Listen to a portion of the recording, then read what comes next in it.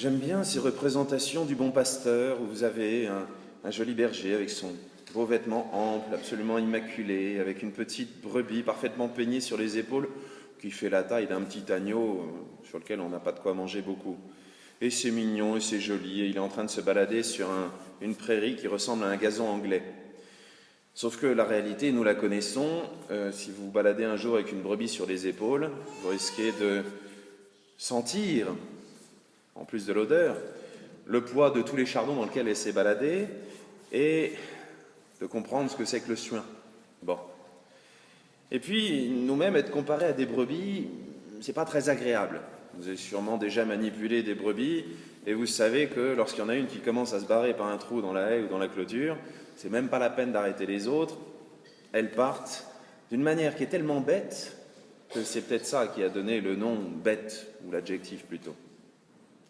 Et pourtant, Jésus se compare au bon pasteur et aujourd'hui, nous sommes invités à prier pour les vocations et à demander à être nous-mêmes des pasteurs. Sauf que c'est rare de demander à une brebis de devenir berger. Ça existe dans quelques romans, par exemple celui d'Orwell sur la ferme des animaux, mais on sait bien comment ça se termine mal, et puis ça reste un roman. Mais alors comment prendre cette image de la brebis, du bon pasteur ?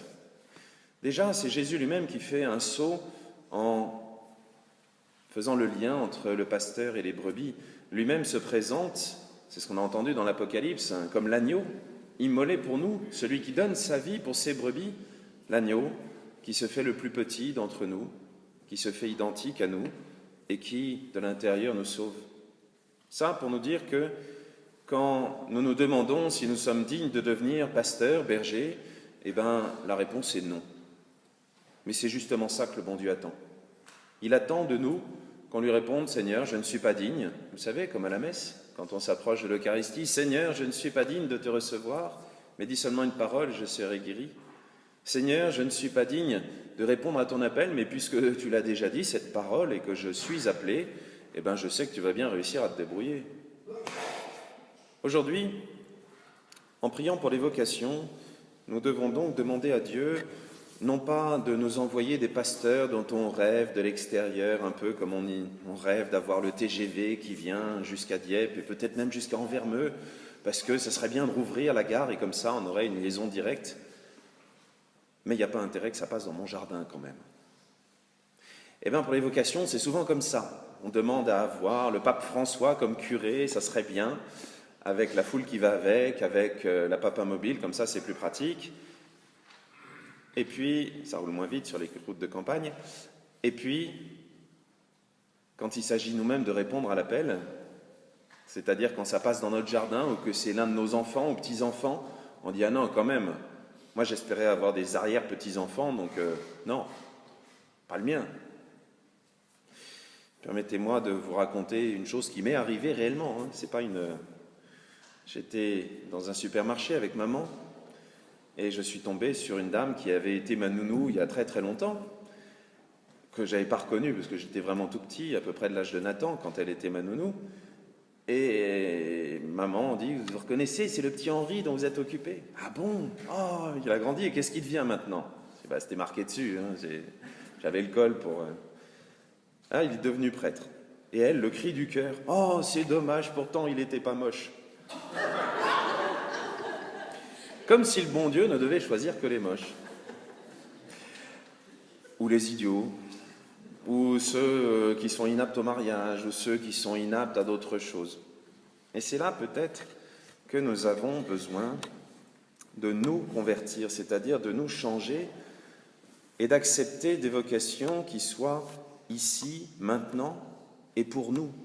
C'est-à-dire des vocations qui soient déjà au milieu d'entre nous, dans notre propre communauté, et c'est une bonne question que peut se poser un village ou une paroisse. Y a-t-il eu un prêtre dans ma communauté ces 10 dernières années, ces 20 dernières années? Est-ce qu'il y en aura un, ou plusieurs, Mais on peut ne pas se poser seulement cette question. Est-ce que nous avons su accueillir aussi? Est-ce que nous avons su accueillir ces appels à la sainteté? Parce que la vocation, c'est pour chacun d'entre nous.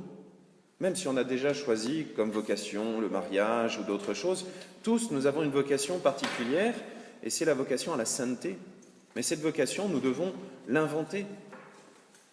Autour de nous, on a des tas d'exemples de saints, mais je suis désolé, la place est déjà prise. La Sainte Vierge, c'est très bien comme exemple. Elle a des tas de qualités qu'on peut imiter, et les parents qui éduquent un enfant peuvent demander à la Sainte Vierge son aide, puisqu'elle a quand même éduqué l'enfant Jésus. Des saints Martin qui coupent leur manteau, il y en a déjà eu, mais nous avons des centaines, des milliers, des milliards de manières de renouveler cette charité active.